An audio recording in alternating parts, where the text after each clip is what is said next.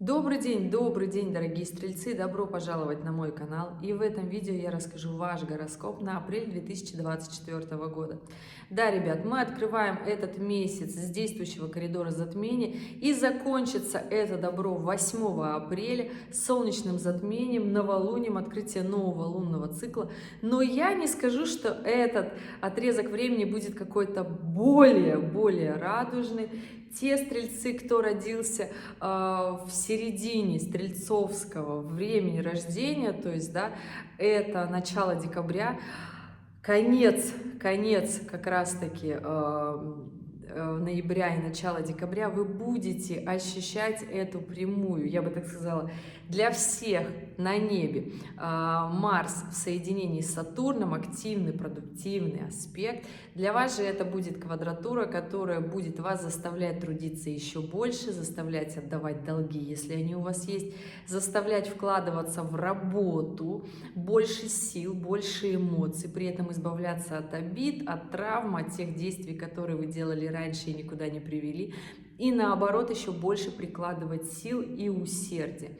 Да, ребята, это время для того, чтобы потрудиться, но скажу так, что этот момент все равно окупится, потому что Сатурн — это планета, когда вы терпите какие-то ограничения, когда вы трудитесь ради какого-то результата, в конечном итоге вы все равно получите все то, куда идете. Да, это будет сложно, но результат вы получите. Поэтому, да, в апреле, во второй его неделе, я все-таки вам говорю, трудиться. С 8 по 15 апреля, вторая неделя апреля, прекрасное время для того, чтобы запланировать дела, работать в долгую, наметить план, следовать строго по плану и прикладывать максимально своих сил, которые только есть. Естественно, захочется в этот апрель уйти от ответственности, от обязанности, провести праздный образ жизни, потому что, да, ребята, у нас в апреле ретроградный Меркурий, и он у нас с 3 по 24, плюс с каждого конца периода добавляем по 3 денечка, у нас получается весь апрель в ретроградном Меркурии, плюс... Это не просто ретроградный Меркурий, а Меркурий в Овне. Когда захочется повеселиться, погулять, ничего особо не делать, не нести за это ответственность. Плюсом еще понимаем, у нас Венера с 5 апреля и по 30 весь месяц, естественно, в Овне. И это тот момент, когда захочется пойти на какие-то сомнительные увлечения, вот прям расслабиться, уйти от ответственности, от обязанностей, где-то погулять, закрутить романы на стороне. Ребята, скажу, что это плохая история, не надо этого делать, потому что наступит май, Венера поменяет знак, и придет осознание, что что-то явно вы сделали не то. А апрель месяц — это тот месяц, который требует от нас поступать по справедливости, поступать как раз-таки по чести. Честь — это то слово, которое, к сожалению, в 21 веке забыто. Но все-таки его необходимо вспоминать, потому что у нас коридор затмений — это тот момент, который, если вы выводы там не сделали, то у нас, конечно же, 15 апреля все это не просто так. У нас на небе съезжается Венера, ретроградный Меркурий и Солнце будут в соединении с северным кармическим узлом. И здесь, конечно же, от нас жизнь требует четких, верных решений, правильных решений, честолюбивых решений, решений справедливых. Что касается любви, отношений, коммуникации, общения с друзьями, общения с близкими и, конечно же, при всем при этом не предавая себя, следуя своему жизненному пути и вообще наметив свои ориентиры по жизни, какой вы человек, куда вы идете. Конечно же, 20 апреля будет точное соединение вот этого всего добра, и понимаете, что этот апрель нацелен на то, чтобы все-таки прийти к тем смыслам, которые давно не хотелось принимать. Идти в развитие в свое в бизнесе однозначно да. Идти в развитие в жизни да, потому что напоминаю, что северный кармический узел, он у нас находится в Овне, и на момент 20 апреля такое будет сложное соединение, узкое Венеры ретроградного Меркурия с северным узлом, а это любовь, финансы, коммуникация, то, как мы умеем строить связи, отношения, то, как мы умеем договариваться и, естественно, естественно, это все находится в Овне, поэтому максимально сложно будет договориться, захочется поругаться, захочется всем доказать, что все неправы, а я молодец. Это чревато. Это чревато с учетом того, что очень много хороших, классных аспектов в этом апреле и для работы в том числе. Ваш управитель Юпитер находится в соединении с Ураном весь апрель. И этот аспект выдающихся возможностей, продвижения в бизнесе, в работе, в карьере. Чувствуете, да, как сколько много таких классных аспектов для работы, но при этом внутреннее состояние со всеми ругаться и доказывать, как все неправы. В этом-то и есть сложность, потому что в таких сложных коммуникационных условиях необходимо будет договориться. И если вы в такой сложности умеете наводить порядок в отношениях, не разжигать конфликты, потому что еще и мировые события будут нас просто глушить всем происходящим. И здесь необходимо соблюдать, я бы так сказала, спокойствие, самообладание. И при всем при этом идти в свое развитие, в свое будущее, потому что такой аспект на небе, соединяется очень редко. Крайне редко. Поэтому, ребят, это аспект поднятие своих финансовых, материальных благ. Кстати, как раз-таки после коридора затмения с 15 по 20 апреля придет то осознание финансов, которые у вас в жизни есть. Довольны вы, недовольны, рады вы, не рады. На самом деле вы там, где вы хотите, или вы хотите большего, хотите ли вы не просто много денег, а хотите ли вы еще, то есть уровень своего благосостояния поднять. Хотите ли же вы немножко жить лучше, чем вы живете сейчас, не просто финансово, но еще и душевно.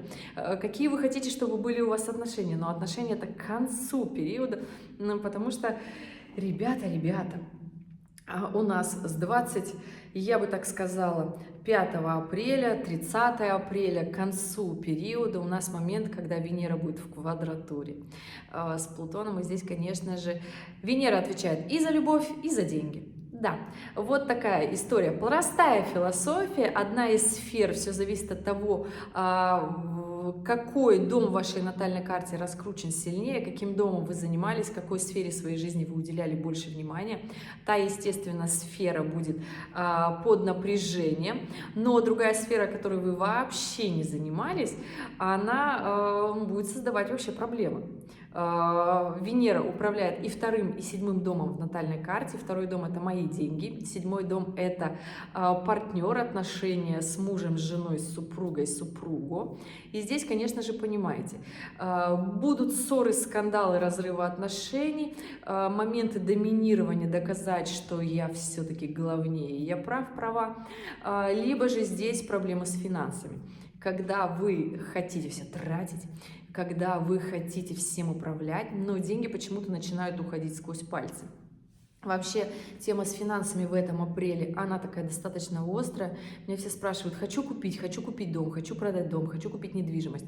Ребят, апрель месяц это вообще сложный для стрельцов, если только по личным указаниям смотреть, в том числе есть знаки зодиака, которым можно покупать недвижимость в этом апреле, да, но, ребят, чтобы вы прекрасно понимали, это, конечно же, только за наличку.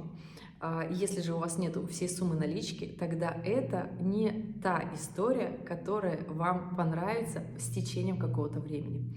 Потому что рынок недвижимости во всем мире, если вы увлекались, он немножко такой странный, он давно обвалился, и здесь не будем вдаваться в подробности, да, потому что я знаю, есть много экспертов и специалистов, и я же вам говорю, как астролог, желание потратить и вложиться будет очень много, с учетом того, что и ваш управитель Юпитер находится в соединении с Ураном, захочется прям вложиться, да, вот так прям быстро на коне. Еще раз вам говорю, в ретроградный Меркурий, подписывая все договоры, проверяйте их множество раз, потому что здесь не просто я покупаю недвижимость, здесь еще все оформить должно быть оформлено документационно, а ретроградный Меркурий в Овне — это вообще много проблем. Отложите эту историю на май, ничего не случится, я вам серьезно это говорю. Не тот месяц, когда нужно оголдело срочно что-то куда-то вкладывать. Еще раз говорю, только по личным указаниям, я их разбираю только индивидуально на консультации, потому что, особенно если там есть очень много нюансов, очень много моментов. А так я вам не рекомендую покупать особо большие покупки. Что касается конца месяца, конец месяца вообще будет сложным. И здесь, конечно же, Нептун, ваш второй управитель, да, становится в соединении с Марсом и в оппозиции с Лилит. И здесь полезет, конечно же, очень много волнений, переживаний и страхов. И те стрельцы, которые родились уже под конец своего стрельцовского периода, вы будете максимально ощущать вот это депрессивное состояние, что вы где-то ошиблись, что где-то преобладали в иллюзиях, что где-то свернули не туда или где-то заленились, не использовали все возможности, потому что Нептун вот в соединении с Марсом будет делать квадратуру к вашему натальному Солнцу, и особенно если вы не живете по своему стрельцовскому Солнцу, а живете, например, по Луне, да, тогда, ребят, ну, тогда сложно. Потому что, еще раз говорю, Солнце дает как раз-таки, когда такие большие планеты делают, большие, сильные, мощные планеты делают квадратуры или там оппозиции на Солнце, тогда у вас просто нет внутренней силы, мощности и раскачки для того, чтобы бороться с этими трудностями. Поэтому, еще раз говорю, раскачивайте свое Солнце для того, чтобы вам по жизни было легче и проще. Да?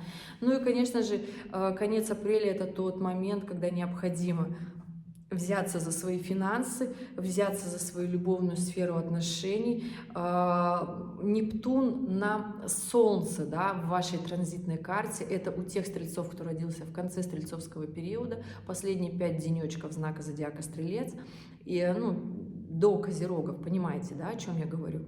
И здесь, ребята, это тот момент, когда важно не уйти в иллюзии, не уйти в измены, не уйти в обманы, не уйти в депрессивное состояние и не уйти в алкоголь. Да, к сожалению, сложно будет, но это нужно для того, чтобы раскачать свой эмоциональный интеллект. Если же вы мужчина, тогда наладить отношения с отцом, наладить отношения вообще с коллегами по работе, с мужчинами, да, для того, чтобы понимать, что в вашей жизни есть так, а где вы ошибаетесь. Если вы женщина, то это, как правило, начинаются проблемы в отношениях, в любовных с мужчинами, либо же история, обычно это всегда проекция от отца, где вы вот в родительских отношениях не разобрались, и ролевая модель играет на вас большую, так я бы так сказала, накладывает большой отпечаток, и здесь такая история, что нужно это просто понимать, осознавать и не уходить в депрессивные состояния, не наломать дров, не уходить в депрессии, не уходить в измены, не менять партнера, потому что захочется, это и мужчинам, и женщинам говорю, захочется поменять партнера на таком аспекте, станет где-то страшно, станет где-то непонятно, захочется легкости. Но, ребята, легкость бывает, когда мы разбираемся в своих проблемах, неудачах и тому подобное, да? А когда мы хотим одного партнера поменять на другого, на этих же аспектах получится точно такие же отношения через какой-то момент времени. Поэтому здесь, понимаете, ребята, убирайте все иллюзии у себя с головы, иллюзии в отношениях, иллюзии с финансами в том числе, потому что конец месяца и, конечно же, оппозиция Нептуна на Лилит будет давать сильную иллюзорность, плюс еще Плутон на Венеру будет давать такое разрушение в финансах, в отношениях, поэтому здесь понимаете, что эти две сферы будут максимально требовать от вас эмоциональных затрат. Здесь нужно понимать, что у всех бывают трудности, у всех бывают проблемы, заботы и сложности. Это не говорит о том, что вы какой-то ужасный человек, нет, это говорит о том, что если вы понимаете, что трудности пришли и с ними нужно бороться, их нужно разруливать, решать, договариваться, принимать решения, где-то извиняться, где-то говорить, что был неправ, не права, и идти дальше. Да, где-то понять, что, осознать, что был неправ и что, и пойти дальше. То есть, когда приходит этот момент понимания, тогда, как говорится, эти аспекты, ну, они разрушаются, и мы идем по жизни уже совершенно с другими эмоциями. Тогда, конечно же, когда мы делаем такие выводы, и Нептун дает и других денег, даже на напряженных аспектах, да, дает душевные классные отношения, Плутон дает силу, мощь связи и такое мощное поднятие в финансах, потому что, еще раз говорю, Плутон отвечает за очень большие деньги и за коллективные энергии, и здесь прекрасно понимаете, что эти сферы будут работать весь апрель.